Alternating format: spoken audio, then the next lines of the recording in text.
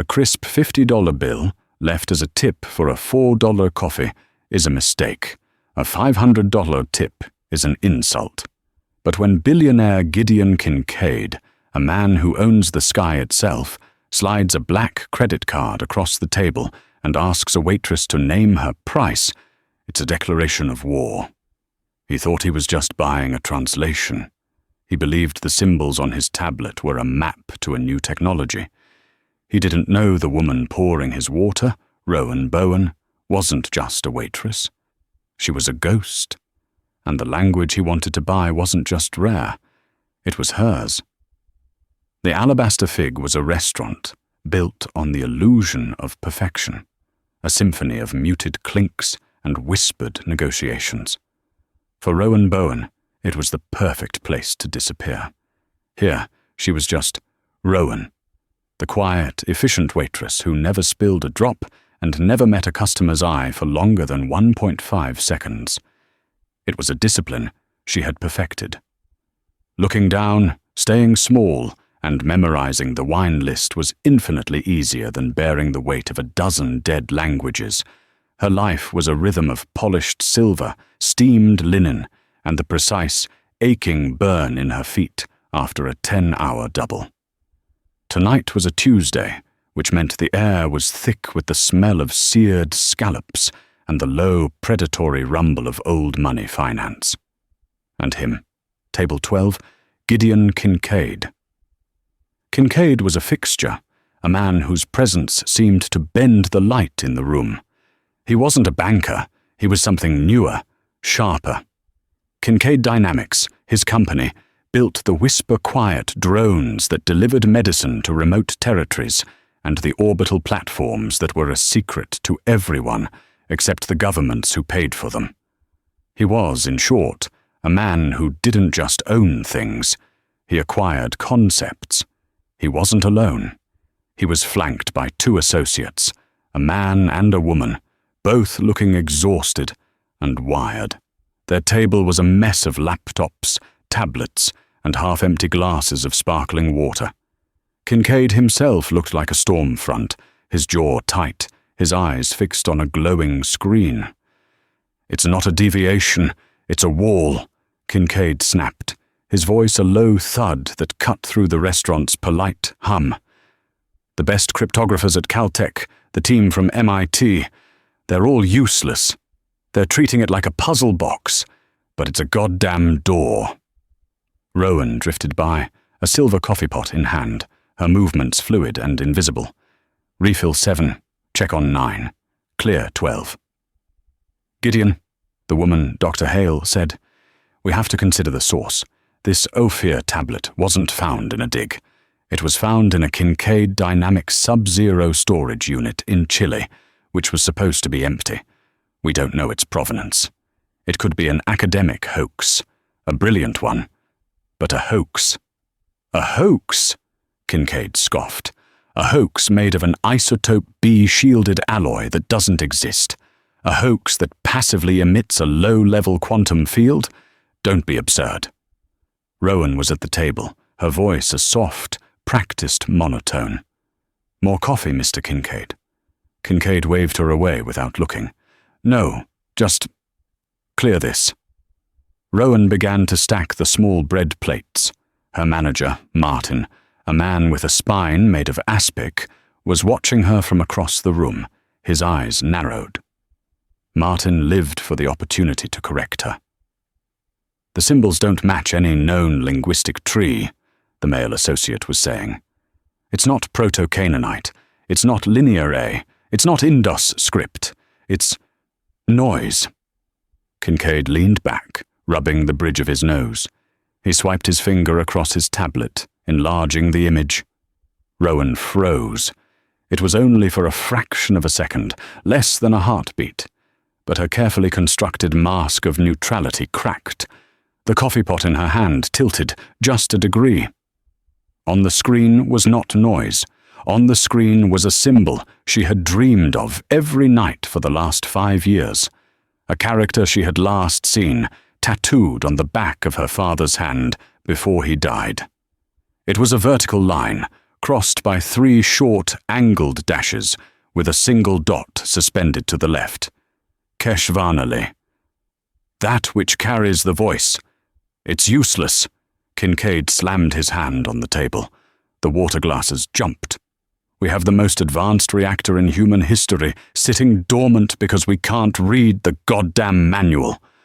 Rowan flinched, not at the noise, but at the word. Reactor.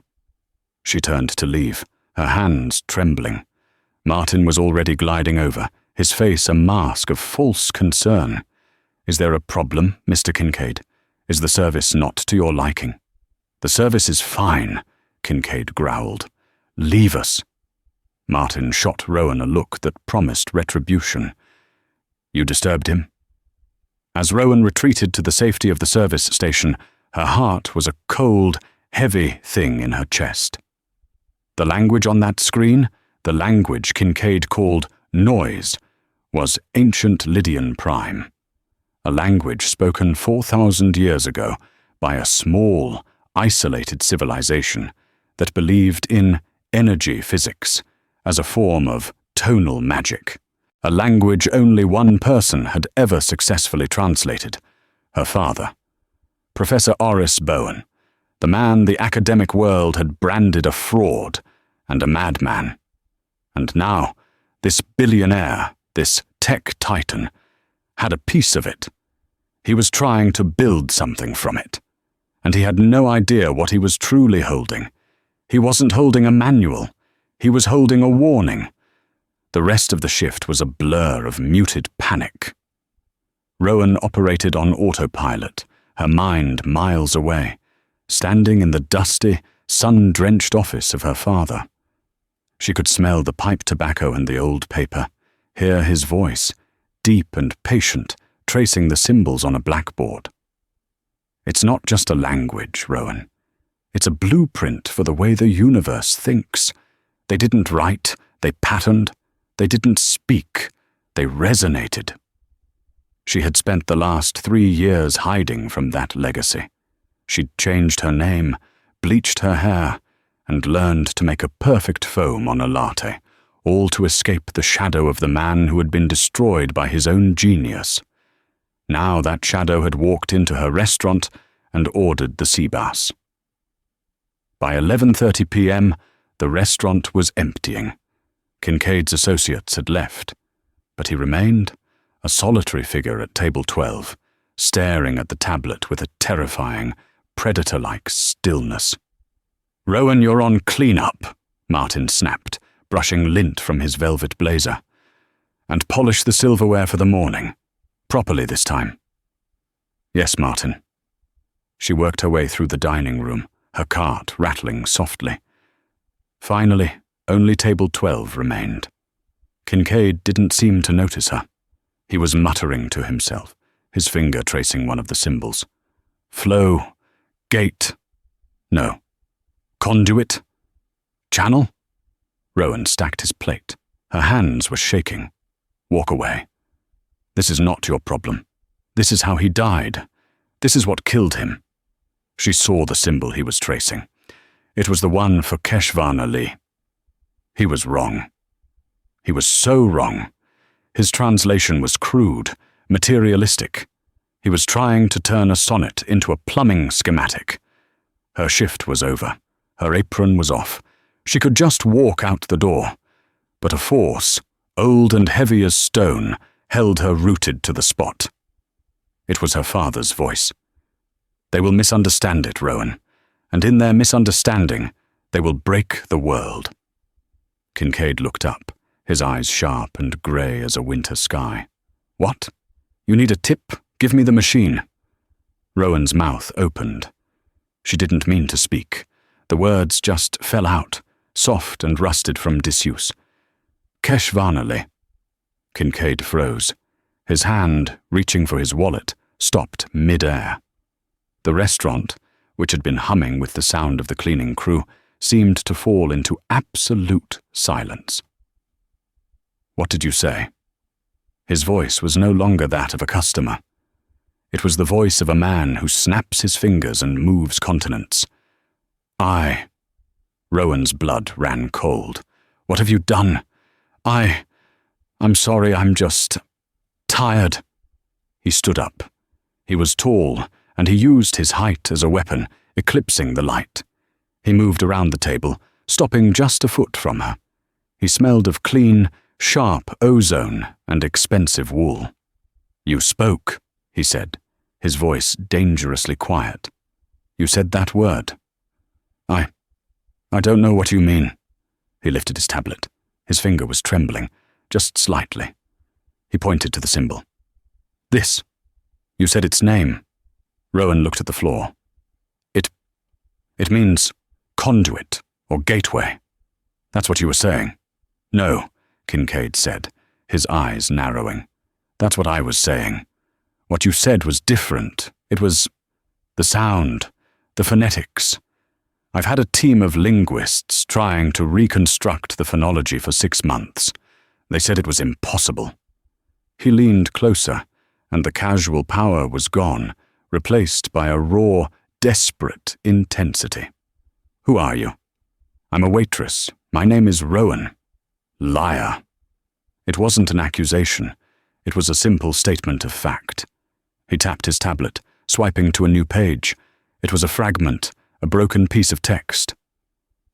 "What is this?" Rowan looked at it. It was beautiful. A lament. "The stone sleeps. The water remembers." "It's a poem," she whispered. "A poem?" "My team said it was an inventory list. Stone, X10. Water, X3.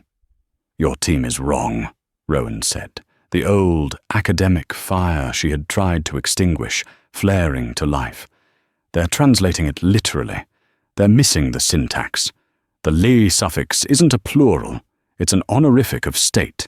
It means the stone is not dead, it is sleeping. And vana sol isn't a quantity, it's the memory of the water. It's a lament for a lost library. It says, 'The stone sleeps, and the water remembers what we have forgotten.'" Silence. Kincaid just stared at her. He looked past her, at the door.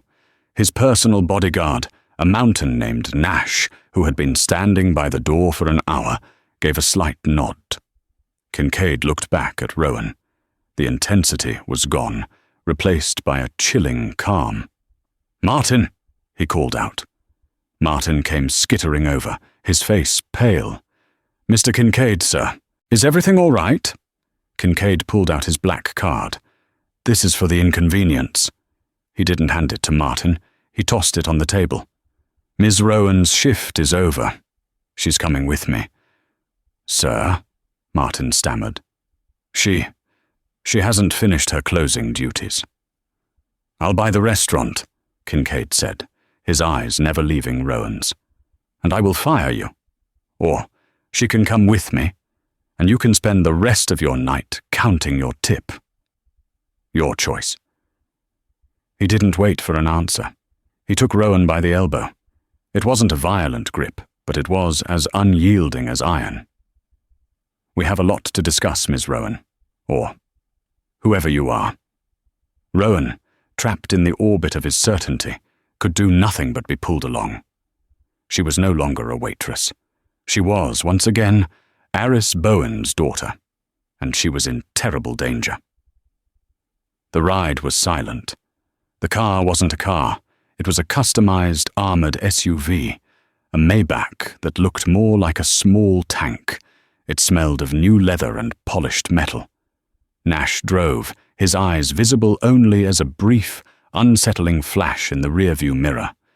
Kincaid sat opposite her, not speaking, just watching her with that same unnerving stillness.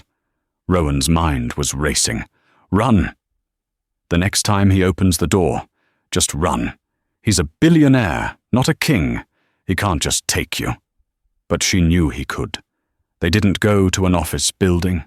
They descended, driving into a private, unmarked garage beneath a luxury high-rise in Tribeca. The doors sealed behind them with a pneumatic hiss. Kincaid led her to a private elevator, which opened directly into a sprawling penthouse apartment. But it wasn't a home. The entire space, with its 20-foot floor-to-ceiling windows overlooking the Hudson River, had been converted into a private research lab. Servers hummed in glass-walled, climate-controlled rooms. Holographic models of complex molecules spun in the air. And in the center of it all, on a black pedestal, was a fragment of dark, pitted stone. The Ophir tablet. "It's a fragment," Rowan said, her voice sounding small in the vast room. "I thought you had the whole thing." "We have 3 fragments," Kincaid said, shrugging off his jacket. "One from Chile, one from a private auction in Geneva, and one from the estate of a disgraced professor." Rowan's blood turned to ice. "What do you want?" "The truth." Kincaid walked to a sleek, minimalist kitchen and pulled a bottle of water from a stainless steel drawer. He tossed it to her. She caught it. "Start with your name, your real one." "Rowan. Rowan Bowen." Kincaid paused, his back to her. He turned around slowly. "Bowen. As in Professor Aris Bowen? The lost dialogue of Lydus? The man who claimed he'd found a language that described zero-point energy?" "The man who did," Rowan corrected, her voice finding a sudden, hard edge. Kincaid stared at her for a long, heavy moment, and then he let out a short, sharp laugh. It was a sound of disbelief and profound, dawning horror. "My God," he whispered, "he wasn't a fraud." "No, he wasn't. He was destroyed. The entire faculty at Cambridge, the American Philological Association, they savaged him, said he'd fabricated his data, that the Lydian Prime language was a fantasy." "It's not a fantasy," Rowan said, stepping toward the pedestal. She could feel a faint, static hum coming from the tablet fragment. "It's just a language they were too arrogant to read. He told them it was a key. They called him a charlatan. I was one of them," Kincaid admitted, his voice low. "Not publicly. But my first company, Kincaid Energy, we were founded on his work, or rather, on debunking his work. Our first breakthrough in stable plasma fusion came from a paper we wrote proving why his tonal resonance theory was impossible." "You built your empire on his grave," Rowan stated. It wasn't an accusation. It was a fact. "I built it on what I thought was solid science," Kincaid countered, his defensiveness rising. "And now, this." He gestured to the lab around them. "This is Project Chimera, my life's work, a clean, limitless energy source based on stable quantum entanglement. We've spent $80 billion. We are this close." He pointed to a massive, spherical containment field simulation on one of the screens. It was glowing, a stable blue. "The problem," Kincaid continued, "is that it's incomplete. The math works, the physics works, but the system is unstable. It's like we built a perfect engine, but we don't have the key." He then gestured to the Ophir tablet. "And then this shows up, from the private effects of my former head of R&D, and it's written in your father's fantasy language." A new, colder fear settled over Rowan. "Your head of R&D, who was he?" "A brilliant man, my mentor. He died last year. A rock climbing accident." Kincaid's voice was tight with old grief. "Dr. Reginald Vale." Rowan felt the floor drop out from under her.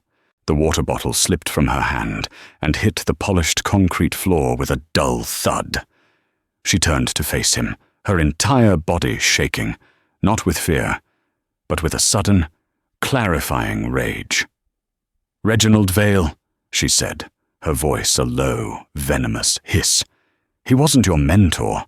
He was my father's protégé, his most trusted student, the man who sat in our home, who ate at our table, who called me kiddo." Kincaid looked completely lost. What are you talking about?" "Dr. Vale," Rowan said, stepping toward him, "was the man who stole my father's research. He was the one who presented my father's unpublished work as his own. And when my father threatened to expose him, Reginald Vale was the man who orchestrated the anonymous academic complaint. He was the one who called him a fraud. He didn't just debunk my father, Mr. Kincaid. He murdered him. Kincaid's face was ashen. He was connecting dots, and he did not like the picture they were forming. Vale built this project, Kincaid stammered. He built it for me. No, Rowan said, a terrible, cold certainty dawning. He didn't build it for you. He rebuilt it from my father's notes. And he stopped. He stopped where my father stopped. Because the last piece of the puzzle, my father never wrote it down. What last piece? Rowan looked at the tablet, then back at Kincaid. He hid it. In the one place he knew no one would ever look. Where? Gideon Kincaid, the man who owned the sky, pleaded. Rowan tapped her temple. He taught it to me. The air in the penthouse lab crackled with the weight of decades-old betrayals. Kincaid, a man accustomed to being the predator, now looked like the prey. He backed away, sitting down heavily in a steel and leather chair that probably cost more than Rowan's entire life savings. Vale, all those years, Kincaid mused, his voice hollow. He pushed me. He told me the world wasn't ready. He insisted on compartmentalization, on secrecy. I thought he was being prudent. I thought he was protecting me. He was protecting himself, Rowan said.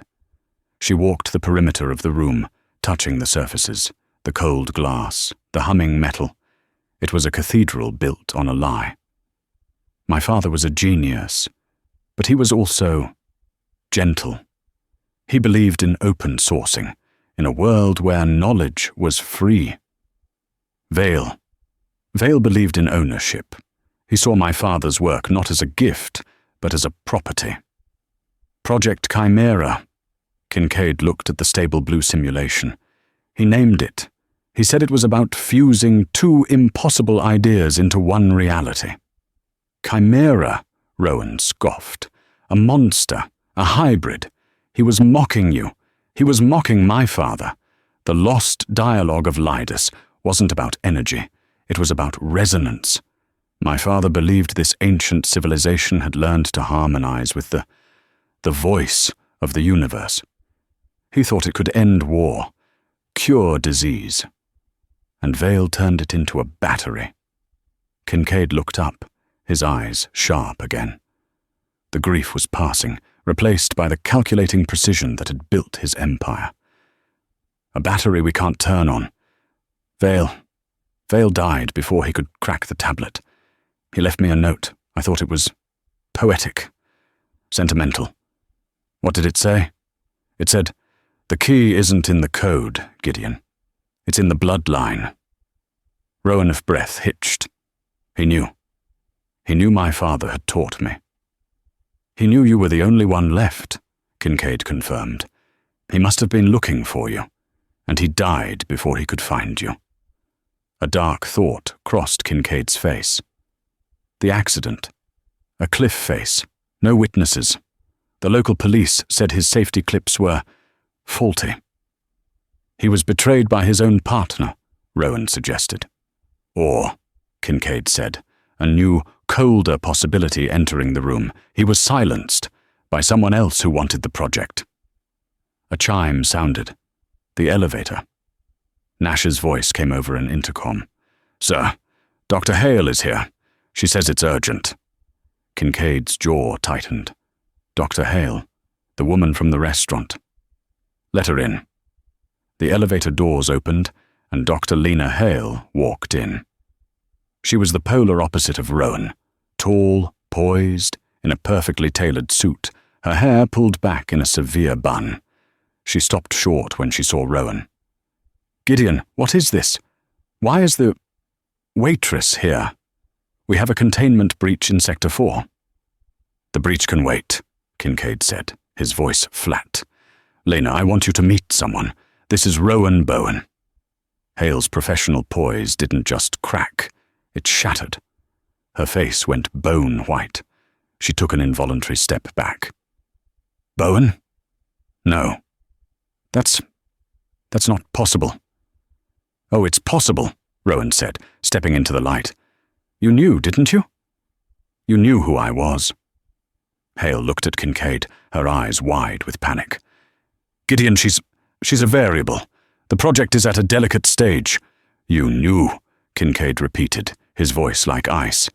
Reginald Vale, Rowan Bowen. Tell me what you know. Hale's composure returned, reforming itself like a mask. I know that Reginald Vale was a visionary, and I know that Aris Bowen was a fraud who got what he deserved. He was my father, Rowan spat. He was a fool, Hale snapped, the mask dropping again, revealing a snarling, academic jealousy. He was a historian trying to play physicist. He sat on the single greatest discovery in human history for 30 years because he was afraid of misunderstanding its poetry. He was a coward. Reginald, Dr. Vale, he liberated that knowledge. He gave it purpose. He stole it. He improved it. Hale marched to a console, her fingers flying. The blue simulation on the main screen flickered and turned a deep, violent red. An alarm began to pulse. What is that? Kincaid demanded. That, Hale said with a triumphant, terrifying smile, is the real Project Chimera. Not the stable, boring battery you wanted, Gideon. This is the lost dialogue, as it was meant to be. The Lydians didn't call it resonance. The word, the real word, translates as the voice that unmakes. Hale looked at Rowan, her eyes gleaming. Your father was right about one thing. It's a poem, a death sonnet. It's not a power source. It's a weapon. Kincaid was already moving, grabbing a red phone from the wall. Nash, security protocol. Lock down the building. It's too late, Hale said calmly. She held up a small silver drive. Vale was a sentimentalist. He wanted the glory. He wanted the girl. You, to give him the final key. I'm not. I'm a pragmatist. I've been feeding the system flawed translations, Vale's flawed translations, for months. It's been destabilizing. The reactor core in our New Mexico facility, it's just gone critical.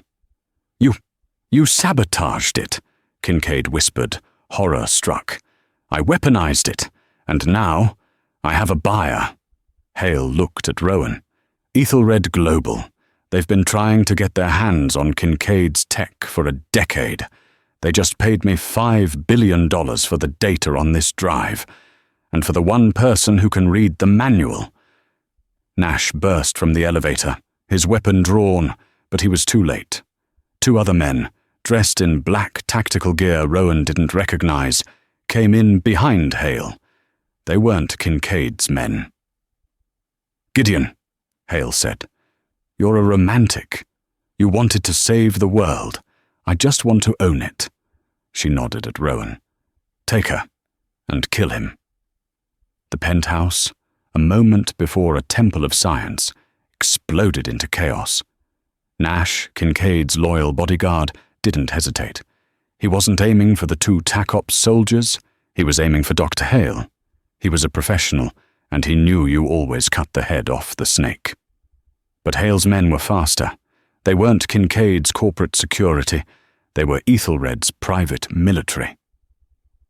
A shot rang out, a percussive silenced thwump. Nash went down, a dark stain spreading on his chest.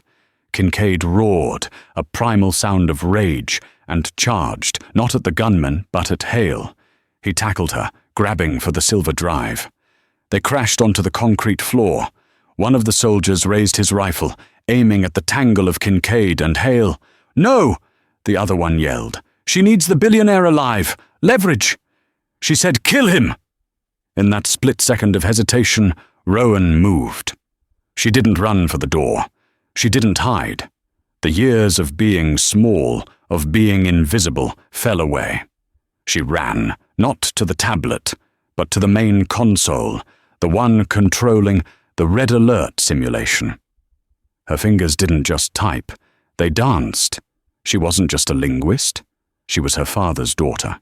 She had been raised on code, on theory, on the deep, structural syntax that governed both language and computing. The first soldier grabbed her, spinning her around. "Going somewhere, genius." Just 1 second," Rowan panted, her eyes wide with a manufactured terror. I have to fix it. The reactor. It's not a weapon. She's wrong. It's a fail-safe." Hale, her lip split and bleeding, scrambled away from Kincaid, who was now being held at gunpoint by the second soldier. "She's lying. Get her away from the console." "No, wait," the first soldier said, his hand still on Rowan's shoulder. His comms unit was crackling. "Central, this is Alpha. The target says she can stop the meltdown. Confirm. Is the New Mexico facility live?" "It's true," Rowan screamed, playing the role of a terrified academic. Dr. Hale, she misunderstood the translation. The word unmaker. It's not a name, it's a function.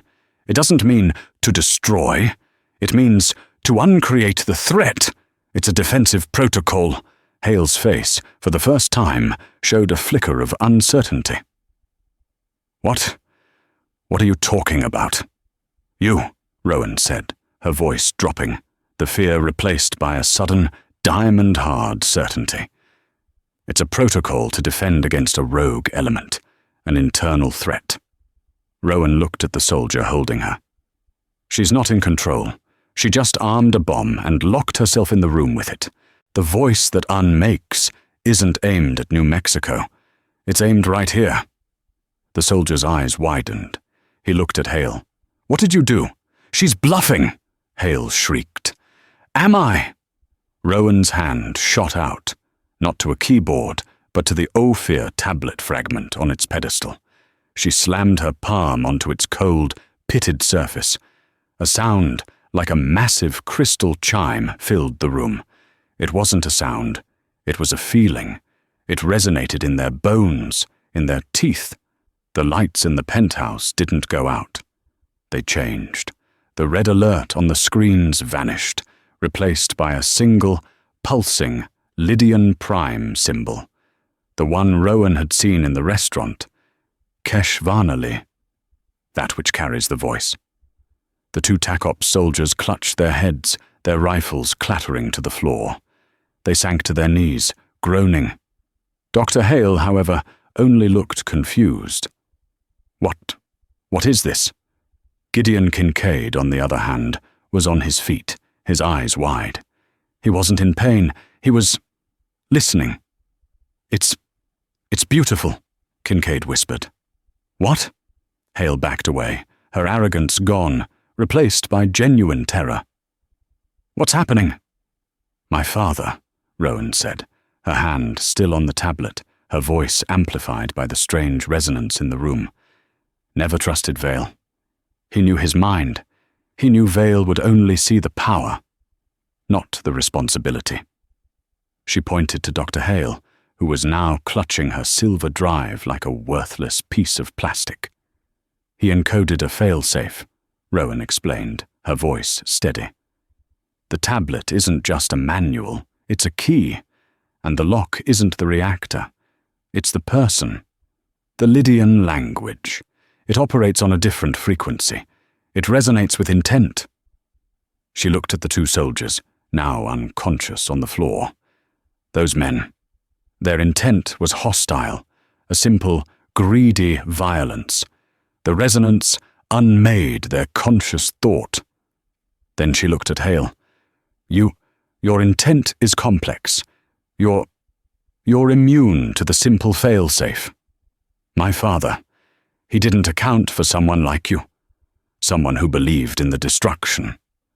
"So I win," Hale hissed, lunging for a dropped rifle.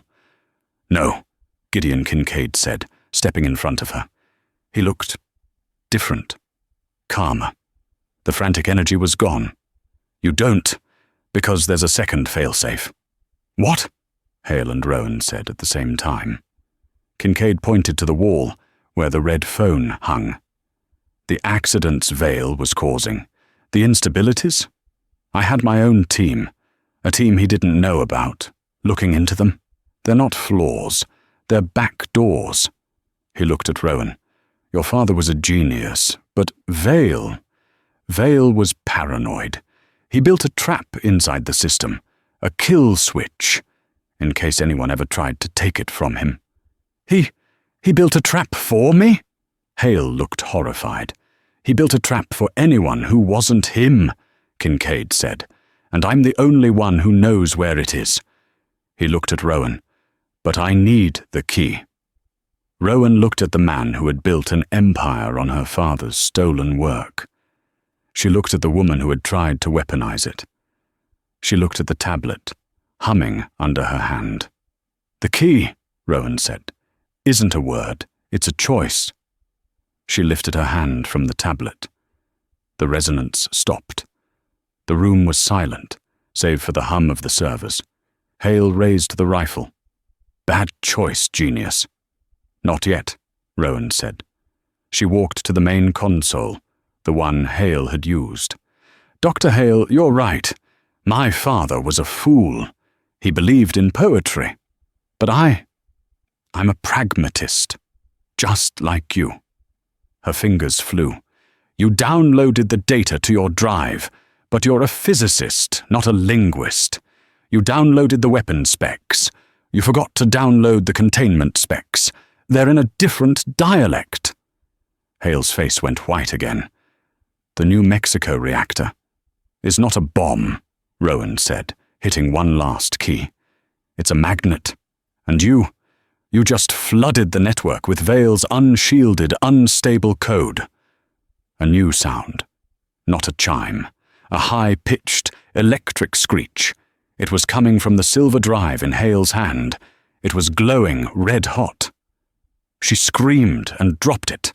The drive hit the floor, and the data on it, the core of Project Chimera, the weapon, the research, visibly and physically erased itself, the metal melting into a slag of useless, inert alloy.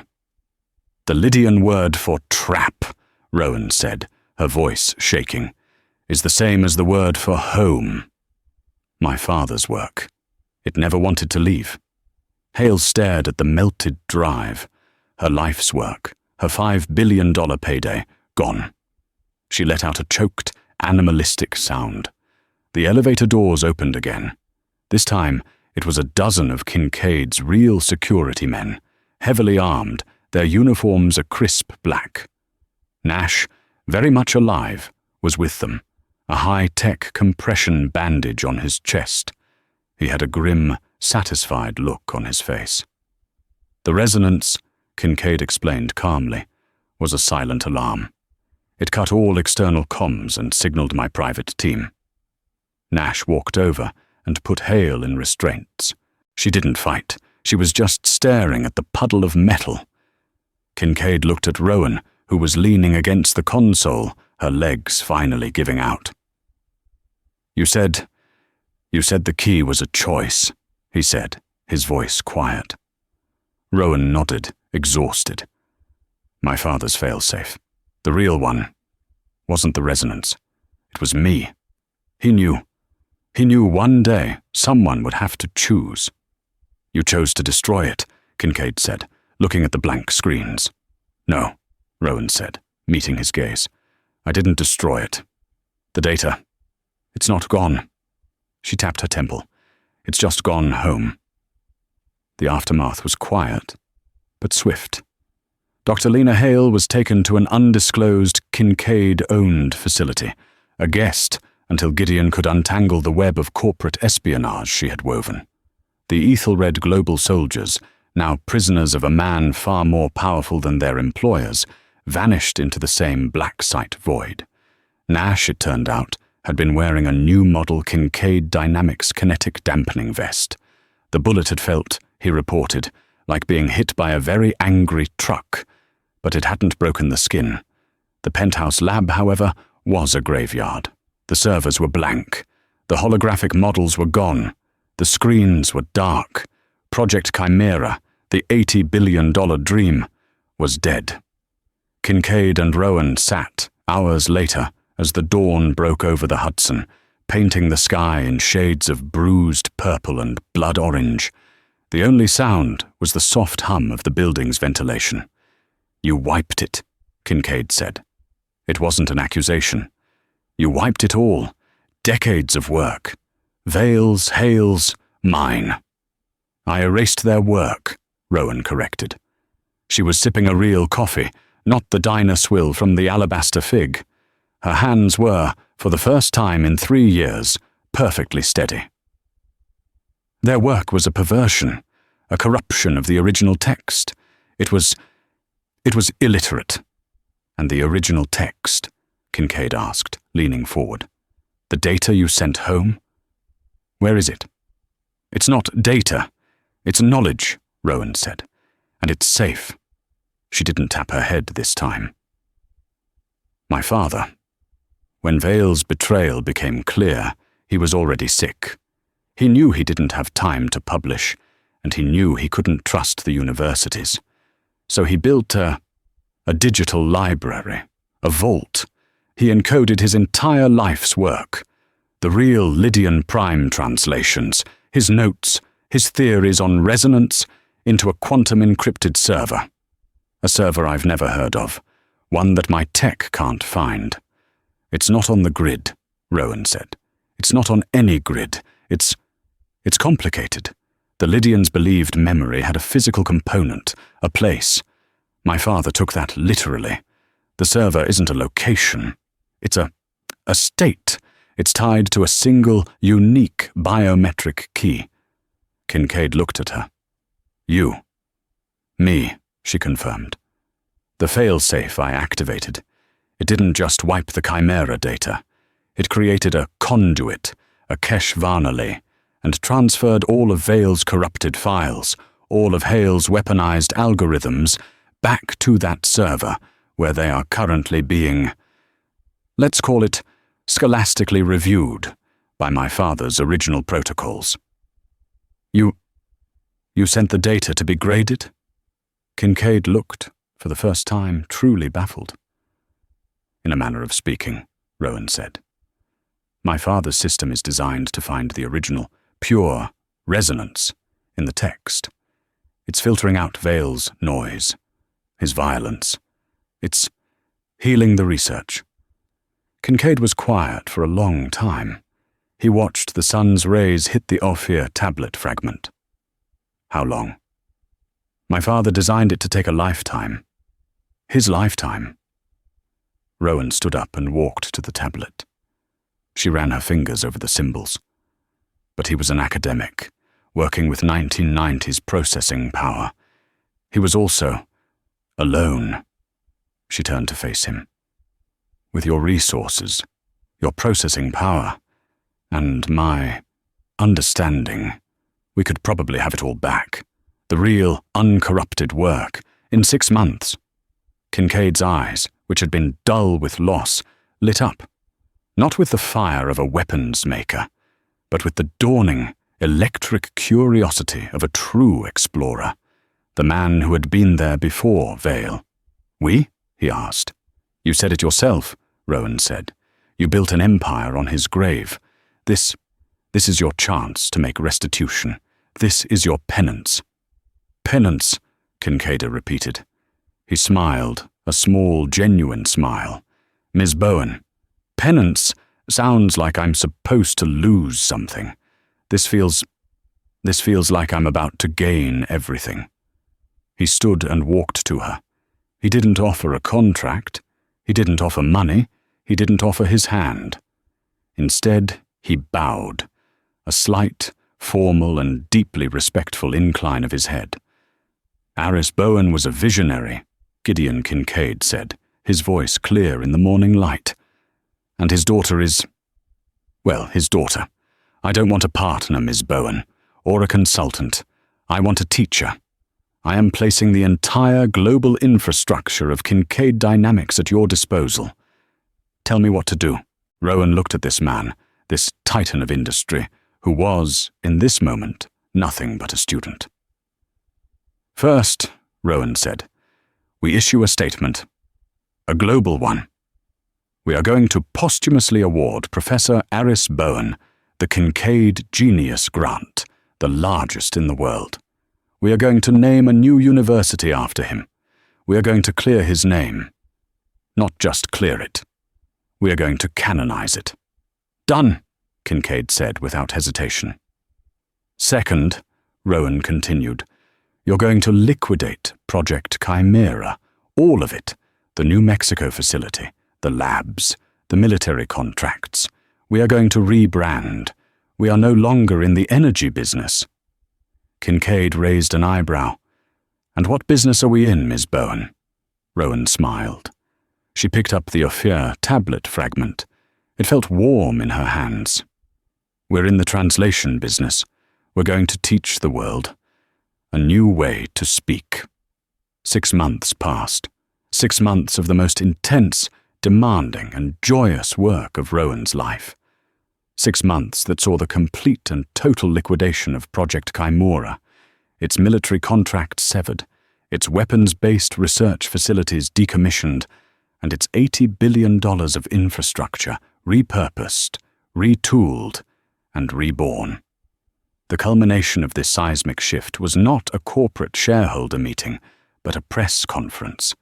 It was held in a hall that echoed with history, the grand auditorium of Cambridge's Department of Classics.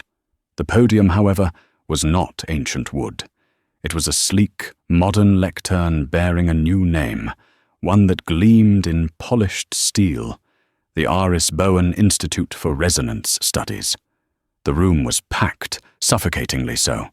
Every major news outlet, every significant scientific journal, and a horde of academics, both skeptical and adoring, were crammed into the tiered seating.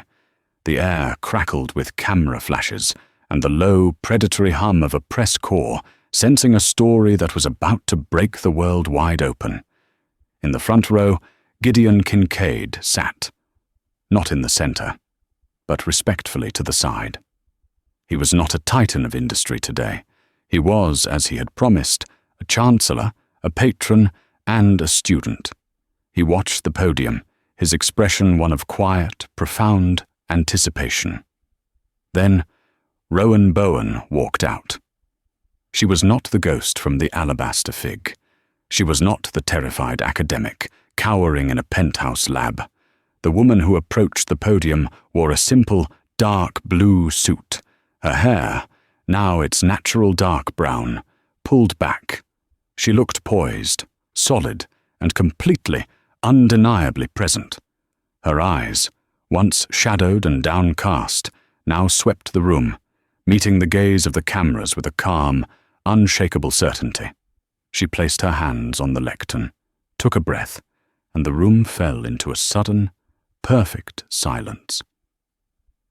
"My father, Professor Aris Bowen," she began, her voice clear and carrying, amplified only slightly by the microphone, "spent his life listening. He listened to the static between the words of history, to the echoes in languages no one else believed had ever been spoken. He was, in a word, a translator. And what he translated was a warning." She paused, letting the words sink in. "He believed," she continued, "that the Lydian prime civilization, the most advanced the world has ever known, collapsed not because of war or famine. It collapsed because they lost the ability to speak to each other. Their resonance, the fundamental, shared understanding that bound their society. It fell out of tune. They forgot." She gestured to the massive screen behind her. It wasn't a graph. It wasn't a stock ticker. It was a single, elegant Lydian prime symbol. Keshvanali. "We are, all of us, speaking a kind of noise," she said, her gaze sweeping the crowd. "We have, for centuries, built walls, built weapons, built empires, all based on a fundamental mistranslation of the world around us.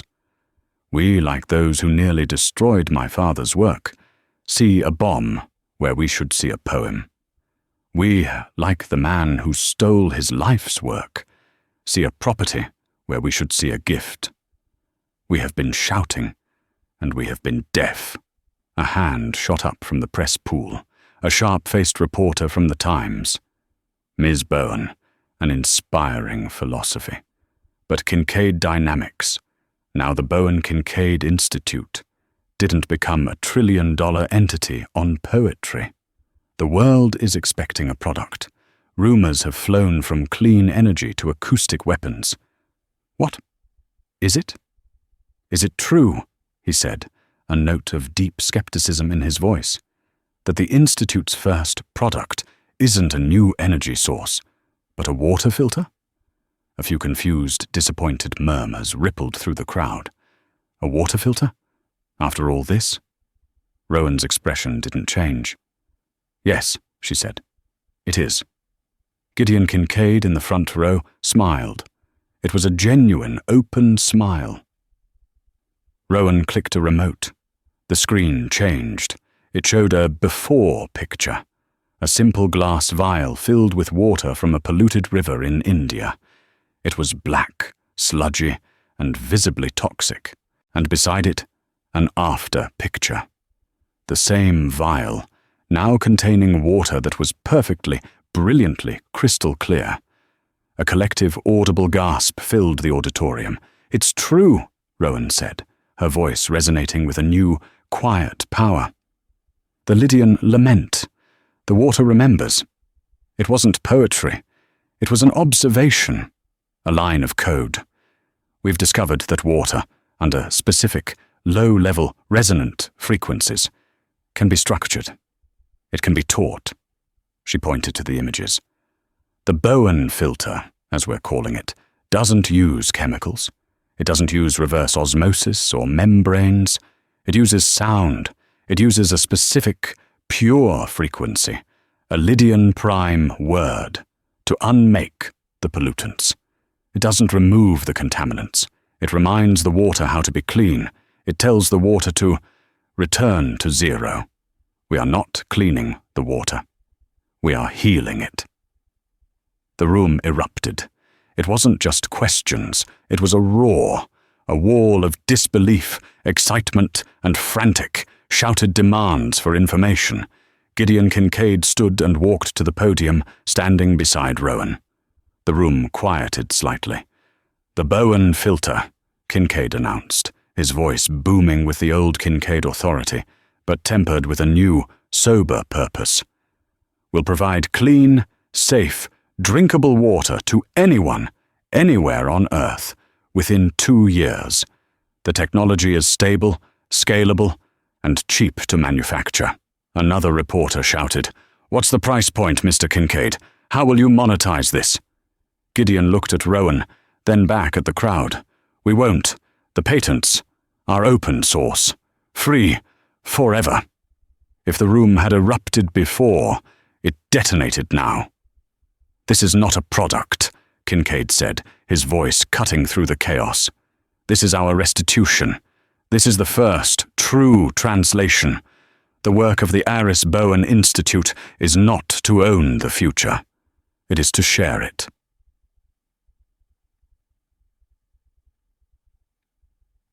That night, Rowan wasn't at the celebratory gala, a black tie event at the Institute that was already being called the party of the century. She wasn't drinking champagne or accepting the fawning congratulations of Nobel laureates. She was back at the Alabaster Fig. The restaurant was closed for a private event, though the event was just her.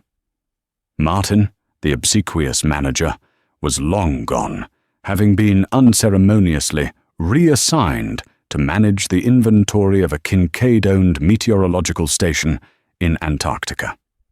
The new manager, a kind woman named Maria, who had been hand-picked by Kincaid, had simply unlocked the door for Rowan and left her in peace. The dining room was dark, save for the blue-white streetlights of the city. She walked to table 12. It was set for one, a single, perfect place setting. She sat down, looking out the window at the passing traffic. She had, in 6 months, changed the world.